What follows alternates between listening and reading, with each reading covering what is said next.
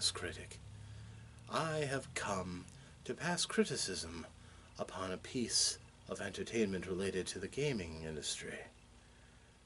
This is my first piece for YouNite, the e-magazine all about the culture of YouTube, but this one has been long awaited for a good piece of criticism. And it is on a piece which I have played and have enjoyed for some time. My companion, Magic, doesn't necessarily want to sit through a full review, so we'll make do as best we can while she has the patience for us. The particular target of today's criticism is on a card game, which itself replicates a tabletop role-playing game experience. It is a lighthearted comedy game which pokes fun at various sacred cows of the role-playing experience with inside humor, a bit of dry wit, and lots and lots of slapstick. Magic, may I present the game? The game itself is Munchkin by Steve Jackson Games. Munchkin is a card game that, with the success that it has enjoyed, it has spawned off many offshoots, most of which are still compatible with the main game, so that you can create an unholy abomination of samurai movie, superheroes, secret agents, steampunk, and on and on and on. From Lovecraftian horror to the Old West, there's something for everybody in Munchkin, whatever your taste may go to, or whatever tropes you like to explore. However, today we're talking about the core set of Munchkin, which targets fantasy role-playing games, such as might be enjoyed with the games Dungeons & Dragons, Swords and Wizardry, Labyrinth Lords, Rune Master, etc., etc., etc. And for this time we will say goodbye to Magic for a bit. Munchkin originally was illustrated almost primarily by John Kovalic, himself a treasure within the role-playing game community for various geek-themed offerings of comics, such as Dork Tower, Shea Geek, and the list goes on and on. He has an entertaining caricature style to his art, which is immediately recognizable if you've seen any of his other works. The sense of humor that goes into it is very similar to his own works. The game itself is split into two different decks. You have the door decks, which represent the randomness of entering into another room in a dungeon. And you have the treasure deck, which is all of the nice things that adventurers go risking their lives and limbs and the loyalty of their friends over. You see, in order to get the tasty treasures, you have to risk going through the doors, and the randomness may be completely unfair, as in many of these randomized games. The point of the game, the purpose, is to win. And you win by beating all others to get your character to level 10. To do that, your characters all start as shiny, pink, first-level humans. Something like lemmings, really, charging into an incredibly dangerous dungeon, where death is around the corner at any moment. Death doesn't have very much of a sting in this game, as it only forces you to empty your hand and draw new cards.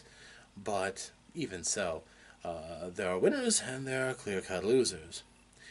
Now, one has cards in their hand that may be played equally, in many cases, upon your opponents to take them down a peg, especially at key opportune moments, as well as cards to strengthen your own odds of succeeding in your trials. On your turn, the game goes fairly straightforwardly. The very first thing you do is you draw a card from the door deck, and this represents, of course, kicking down the door so that you can see what waits beyond. This act may reveal a monster, which you must then fight. Fighting monsters is relatively straightforward. You have your current level, which if you're just starting out is 1. You may have gear that you've accumulated. As a matter of fact, to start out the game, you start out with a hand which includes some treasure cards, some of which might be valuable gear that allows you to fight more powerful monsters. If the value of your gear, any bonuses that you may get, plus the level that you are is greater than the level of the monster, then you win. And in winning, well, you have to hope that the rest of the players don't do something to sabotage you to turn your victory into a failure. You may hold cards in your hand to increase your chances that you may play to make yourself more powerful, or to disadvantage the monster in some way. The game can start out a bit slowly as you are too weak to take on more difficult monsters. However, there are mechanics in the game to make things more interesting. You may gain the assistance of another player, but you very well almost certainly have to bribe them for their assistance, offering up the treasures that you might win in order to gain their assistance.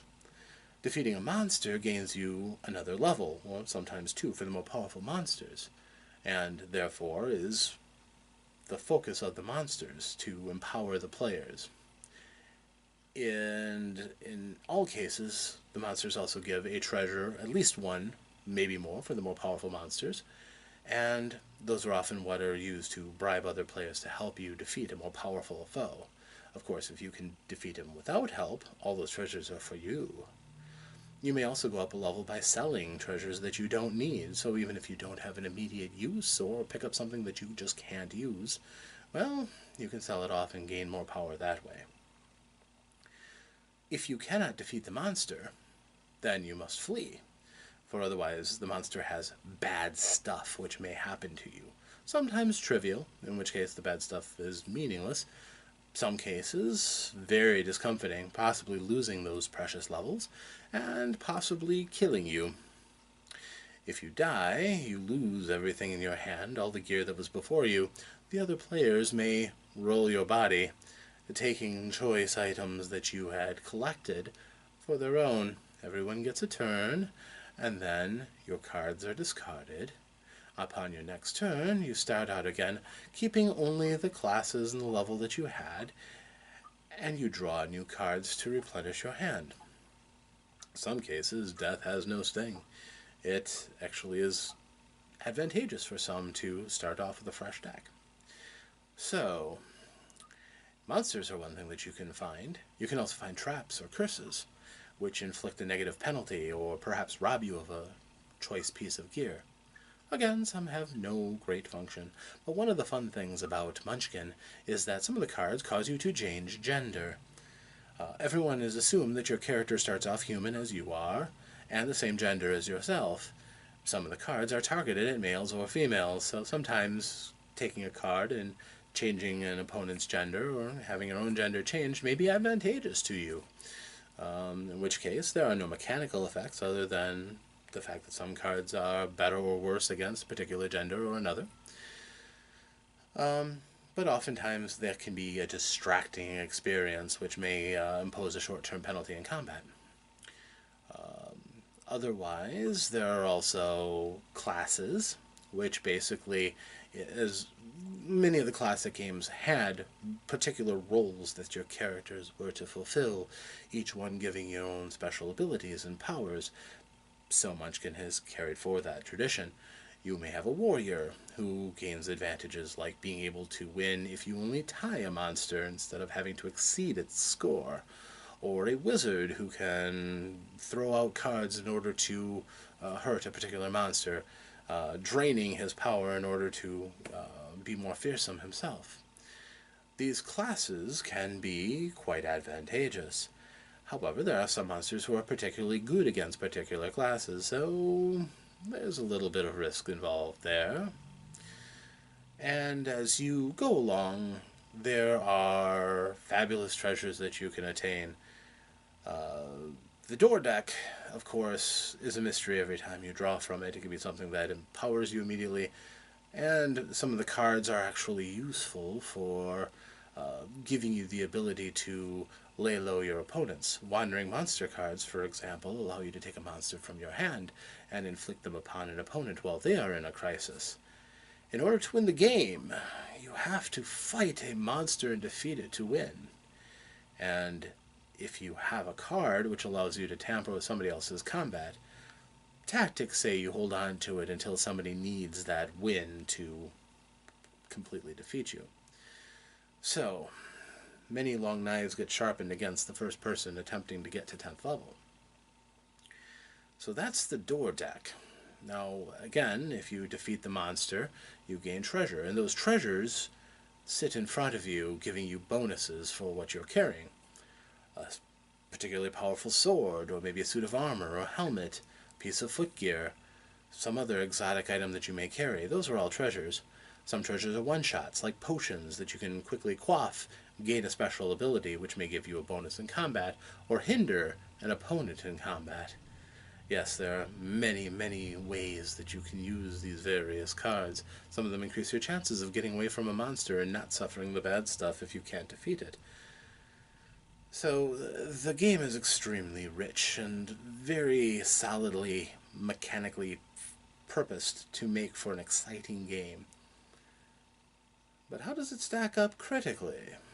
Here in my parlor, we base our criticism on 4 points: beauty and aesthetics, writing, mechanics, and value. The first step, aesthetics. If you enjoy the works of John Kovalic, you'll enjoy the art. Many of the pieces are simplistic, not realistic. This is not a case of fine art here. Go away, Magic, I'm talking. But they get the point across. Likewise, they are very much in keeping with the humor of the game. Lighthearted yet treacherous.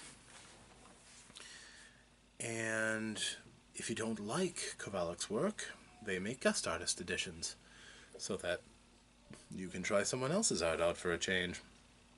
This particular game, however, will still have the same rules and the same cards, just with different art.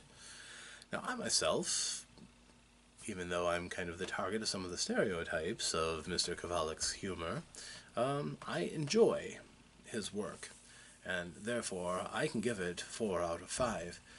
It's perhaps not as beautiful as it could be, but honestly, in a comic game, you may not want true fine art. I find this to be perfectly acceptable. And, again, it amplifies the humor of the situation. As a matter of fact, it does enjoy skewering those of us who enjoy these games as geeks, with fake years and double entendres that we might giggle a bit at, immaturely as it were. The next part is the writing, and that also includes mechanics. For the most part, the game is very sound. Just like any randomized deck game, if you have a rash of bad luck, the game may seem to have a personal vendetta against you, and you may feel like you can't get back into the game. However, for most experiences, the game will have twists and turns, and most everybody will have a chance. The only major difficulty that I have with the game is that there's one card that's unfortunately ridiculously powerful, called the knee pads of Allure. They allow you to force another to aid you in a combat against their own, it forces you to comply with their advances to gain your assistance. There's not much you can do about it either, and it can be a gateway item that can let you trot along merrily to win the game. Most people who've played Munchkin know about this item and probably would save key cards to smash that one down. It's the only truly horribly unbalancing card I've yet seen. There's pieces of gear that are more powerful than others, of course. There's plenty of cards that could just give you a level, but that's one of the few that can practically give you the game without anybody being able to stop it. So, Yes, that's one that I'm not particularly fond of. But for the rest of the game, it's a delightful blend of whimsy as well as sometimes just raw terror. Sometimes the deck will kill you, and your best laid plans can be laid low. Of course, you can stockpile against that, but then you are dealing with the other players. And the game is set up something like a role-playing game in that it has elements. Everybody wants to win, but the players aren't playing a cooperative game. They're playing very bad players who just want to see the rest of them, the rest of their group, fail, and they themselves held aloft as the champion, as the victor. And therefore, again, it's in some ways like a role-playing game, but in some ways it's like a bad role-playing game with nobody working together. And when you work together, it's usually because you're being paid and bribed to do it. So, I like that mechanic. It's a chance to be a little bit different from the role-playing games where you have to work sometimes cheek by jowl with people that you may not like so much, but are forced to because of the conventions of the game. In this case, screw them. Repeatedly and often. So, as far as mechanics and writing, the game is very solid. 5 out of 5. Everything is quite clear and easy to use. There are no real ambiguities. All you have to do is read the card and you can pretty much know what it does. The rules really only serve to illustrate what the cards already tell you. So as long as you know what the class card is, you can read and see exactly what each card does, for instance, or what a monster does. So, top notch for that. Now, as far as the overall mechanics of the game, well, it's fairly straightforward. As I said, you kick open a door, you face whatever's inside. If whatever it is not a monster, you can, afterwards, search the room. You draw another door card, but this one's face down, and that you can use to spring on your allies, your enemies, or the monsters themselves. It may give you another bite at the apple to get a new class, for instance, or perhaps get you a monster of your own that you can play. If you choose not to search the room, you can go looking for trouble, which allows you to take a monster from your own hand and play it against you, which can be extremely useful if you can sandbag a weak monster in your hand towards the end of the game when you wish to win. Anybody who is creeping up on 9th level, the other player should almost assume they're sitting on a low-level monster that they're hoping to beat in a cupcake fight. However, aside from the knee pads of Allure, which I didn't like the writing on and I think is overpowered, for the most part the rest of the mechanics work quite well. It's a paper, rock, scissors kind of game. The different classes balance each other well. Some have their strengths, certainly, and the strengths of others are different enough that when somebody draws a fighter card, for instance, you know that they are going to be equipped with less sneaky things that they can do than, say, the thief, who can backstab you or steal your loot. So that changes the game somewhat. But as far as mechanics go, it's quite sound. It's so sound, as a matter of fact. It's practically formulaic. Almost all the other expansions for Munchkin basically use the same formula that's been perfected in the original Munchkin game. There are so many monsters of so many levels, and they're arrayed in a particular spread. There are so many of this kind of door card. There are so many traps, and so on. As far as the treasures go, aside from different names, it's, as I said, fairly formulaic. There are exceptions, and there are some cards that are going to be unique to each of the expansions, but it's a formula that isn't broken. They don't worry about fixing it. They just tweak and improve a little bit. Mechanics-wise, I'll give it a 4 out of 5 because of those bloody knee pads. But, still, an excellent game, very entertaining. Now, as far as value goes, congratulations, Steve Jackson. This game is so successful that it is a geek culture phenomenon that has pierced the veil. You can find this game on the shelves of your local Target. I know that I've seen Munchkin products in Walgreens and other retail stores that sometimes have things out of the ordinary. And you know, it has become something that you can just buy as a cultural curiosity. But of course, in gaming stores, you can find the full spread of lots of different games and their expansions and things. And expansions, oh yes. Once you get the taste for Munchkin, if you have any of these interests, you can scratch that itch easily enough. I may at some point review some of the other Munchkin products. If you have a request, by all means, let me know. But in general, as far as value goes, it is extremely accessible.